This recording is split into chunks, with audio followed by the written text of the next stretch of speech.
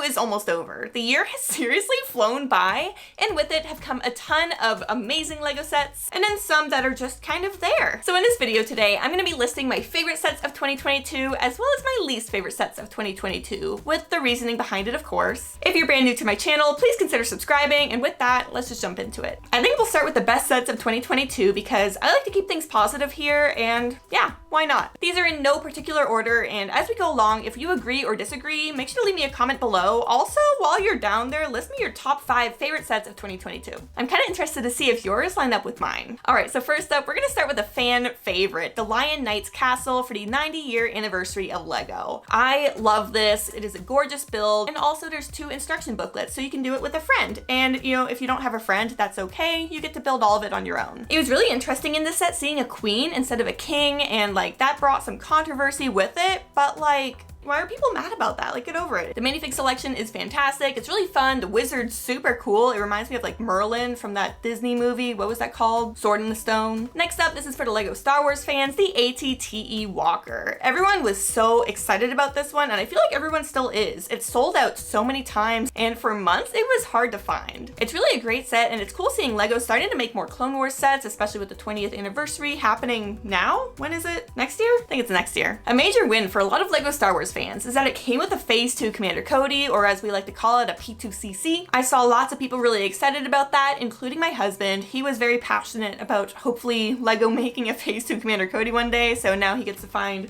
something else to be upset about, I guess. The set's great, but it's not perfect though. One time while I was picking it up, it like fell apart and broke everywhere, and so I didn't like that that happened. Number 3 is the LEGO Marvel Sanctum Sanctorum. I cannot say enough nice things about this set. It's amazing for Marvel fans, it's fun to build, it's great for anybody, LEGO City builders, Marvel fans, superhero fans, comic fans. It has a great minifig selection for the most part. Also, I love that it's a corner, so I really hope to see more sets like this in the future. Like, I love seeing these LEGO City style modular sets from LEGO Marvel. That is so cool and unexpected. And I'm really hopeful for like a LEGO modular style Avengers Tower. That would be insane. Fingers crossed. Next up, we have LEGO Ideas The Office. I am a huge Office fan, so obviously this made the list for me. I don't really care much for sitcom sets, like they're just flat and hard to display, but this one, because it was The Office, is kind of an exception. The number of minifigs we got in this, as well as the selection of minifigs, was absolutely incredible. It was really fun to build it, minus the stickers. There were so many stickers, like what was up with that? It is really cool that you can switch out some of the references, like they give you extra pieces along with extra stickers, so you can switch out like which episode is being displayed at a time, which I thought was pretty cool. Moving on now to number 5. This is one that I don't think anyone's gonna agree with me on, and if you do, please leave me a comment so I know I'm not alone. But yeah, I think the LEGO Friends Main Street Buildings was one of the best sets of 2022. This particular set is so much different than other sets we've seen from the theme. I feel like a lot of the Friends sets are made for smaller children, whereas this one is kind of like teens getting into like wanting to build a LEGO city. Like, it's a lot more substantial. There's a lot going on here. It's a huge set, and I believe that it's the first LEGO Friends set to be over $100. And I was a little bit worried that that would be the only LEGO Friends set they would do at that scale. However, we have a new one coming out in 2023 that's very similar. Like, this is huge. It's kind of like a continuation of that same kind of scale, and I'm just really excited that they're continuing on with that. Okay, y'all, moving on now to number 6, which is the LEGO Ideas Motorized Lighthouse. This set is just beautiful. The rocky island is textured, and it looks really natural. Like, they did a great job with the rock work. The cave is really fun. Like, there's a little treasure chest inside, which I just loved. The build's really nice for the little shack. It looks just like a Maine lighthouse to me. I have family up in Maine. I've been there a lot, and it just looks like lighthouses I've seen there, so that's kind of nostalgic for me. Plus, the new element for the little lighthouse top light thingy that spins around is super cool. Like, that was a brand new element, and it makes it very magnified. Like, don't look at it. You'll go blind. Moving on now to number 7, Optimus Prime. I almost forgot about this set when putting this list together because I feel like nobody talks about it anymore, but it was a really cool set. It also actually transforms. Like, from an engineering perspective, that is incredible. If you love Transformers, don't sleep on this one. I feel like the price is gonna go crazy once it retires. It's just overall pretty awesome. There's lots of articulation. I love it. For our next favorite of 2022, I feel like this will be a little bit controversial, so again, let me know in the comments if you agree. The next one on my list is the Mighty Bowser. The LEGO Super Mario theme as a whole is honestly old news at this point. I think we can all agree for the most part that the sets are just kind of whatever. I like them for the characters, but that's about it. This, however, is engineered to a T. It is literally a Lego puppet. Like, that is wild. The articulation is great. It moves naturally when you pick him up. His head and arms all move around. This set will 100% scare your dog while you're building it, but it is incredible for display. And I don't really care about this. I don't know if you guys care about this, but bonus points, I guess. It's a nice touch that it does play into the Lego Super Mario theme with a few barcodes, but I'm glad that it's not a main feature of the set. Okay, so next up on the list is the Butthole Tiger. Oh, sorry, the Majestic Tiger. That's the real name. I almost forgot. I've actually made a concise list of reasons why this is a great set. Let me read them out to you. Funny, meme, classic, tiger, stripes, roar, I like it. Koi fish also looks really nice. That was the list, but let me read you the rest of the notes too. $50 is reasonable for the set, but it's often on sale on Amazon for a lot cheaper, like normally 20% off, so yeah, shop there. They also did a great job designing the face of the tiger. Honestly, this is just a solid set for $50, and the fact that it has a booty hole is funny. 10 out of 10 set. It's great. Closing up now with the final best set of 2022, we have the Eiffel Tower. With this set here, even though I do find it to be one of the best sets of 2022, there is a major downside to it, so let me just show you what that is.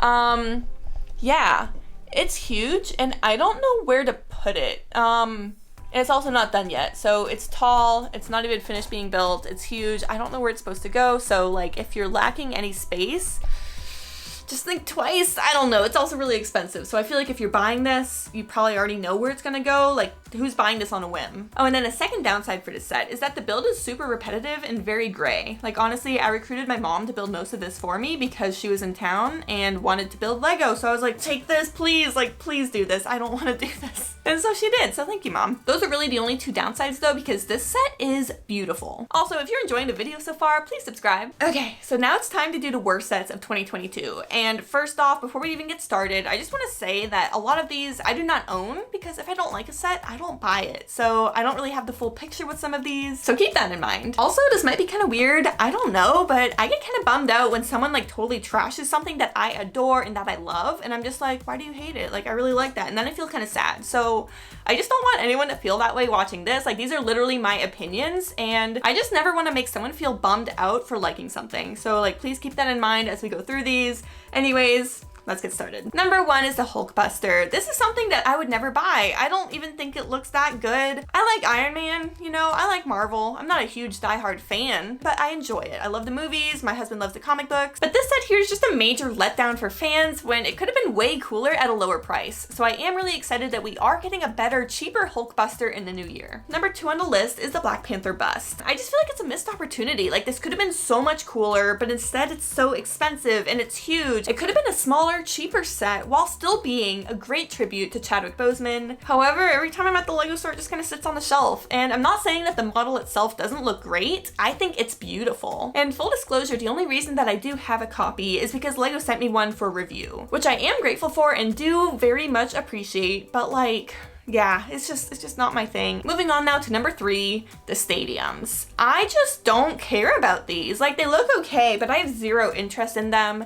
Doesn't mean they're bad, you know, I think they look nice, but like, how many more are they gonna make? Like, why not make them smaller, like the architecture theme size? So Lego can make a bunch of different stadiums, but not have them each be like $400. That's just kind of crazy. Next up on the list, we have Lego Super Mario, just like in general though. I know this theme's kind of old news at this point, but Peach and Peach's Castle could have been so awesome. And you know, they're not terrible, they're not bad. I just don't care for them, and the game's not fun for me. I think it's a really neat concept and I stand by that, but the rest is just kind of meh. I would love to see some Sonic style Mario sets though. That would be cool.